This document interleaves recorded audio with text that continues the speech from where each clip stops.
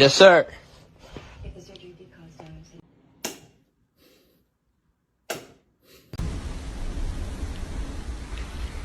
Yor. These will break the lifeblood. But like literally. You good?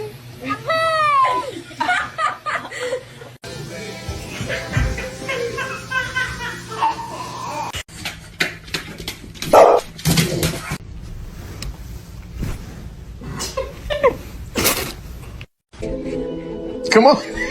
Get up here.